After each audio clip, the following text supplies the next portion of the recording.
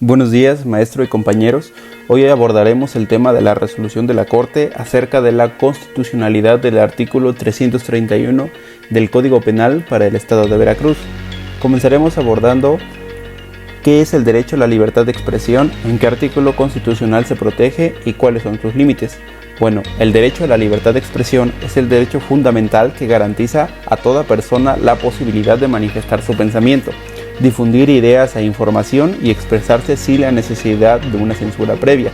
Este derecho se encuentra consagrado en la Constitución Política de los Estados Unidos Mexicanos en sus artículos 6 y 7, así como en convenios como el Pacto de San José y el Pacto Internacional de Derechos Civiles y Políticos.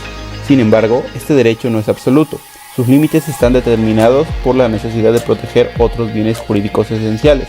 Para que una restricción sea legítima, debe cumplir con criterios muy estrictos, es decir, debe corresponder a causales de responsabilidad previamente establecidas, debe expresarse de manera clara y taxativa, es decir, sin ambigüedades, debe perseguir un fin legítimo y además debe ser necesaria y proporcionada en una sociedad democrática. Ahora, con respecto a qué es el principio de taxatividad, como ya se mencionó, este principio exige que la ley penal describa de forma expresa, precisa y completa las conductas que constituyen un delito. Esto es fundamental para garantizar la seguridad jurídica de que ninguna persona pueda ser sancionada por un comportamiento que no haya sido claramente definido como punible. Ahora pasamos a la pregunta de cuáles son los elementos constitutivos del tipo penal contenido en el párrafo primero del artículo 311. Bueno, en este artículo se establece la sanción, que se impondrán de 6 meses a 2 años de prisión, la conducta punible, que consiste en amenazar o agredir a un servidor público y que dicha conducta debe ocurrir en el momento de ejercer sus funciones. Por lo tanto, los elementos esenciales son la acción, que es amenazar o agredir, la conducta punible, la víctima, el servidor público, el contexto en el que se da, relacionado con el ejercicio de sus funciones o por motivo de ellas, y la sanción. Buenas tardes, compañeros y maestros, este es nuestro trabajo. Cuando se creó el delito de lesiones de modalidad de violencia familiar en el Código Penal de Veracruz en el 2011, como parte de una serie de reformas para atentar y sancionar la violencia familiar en el Estado. Cuando se le agregaron las fracciones donde se amplía la pena de prisión, las fracciones se le agregaron en el año 2017 al artículo, agregando una reforma que se llevó a cabo.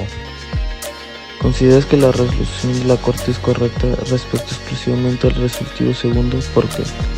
De acuerdo con la resolución de la SCJN, se sostiene que el artículo 331 viola el principio al utilizar expresiones ambiguas como amanece o agrega, lo que permite interpretaciones demasiado amplias y genera incertidumbre sobre conductas efectivamente que se encuentran prohibidas. Con respecto a cómo nos sentimos al revisar esta discusión y votación de la Suprema Corte en pleno respecto a la norma tachada de inconstitucionalidad, personalmente me sentí bien, ya que esta resolución implica que las leyes y reformas sí son revisadas, procurando la constitucionalidad de estas y la justicia para todos. Acerca del trabajo, ¿cómo se sintieron al revisar la resolución? Nos sentimos más seguros de que el juez cumpla con el proceso estipulado en su tema de adopción al tratarse de la vida de un menor. Debemos garantizar sus derechos humanos cuyos son inherentes a su persona.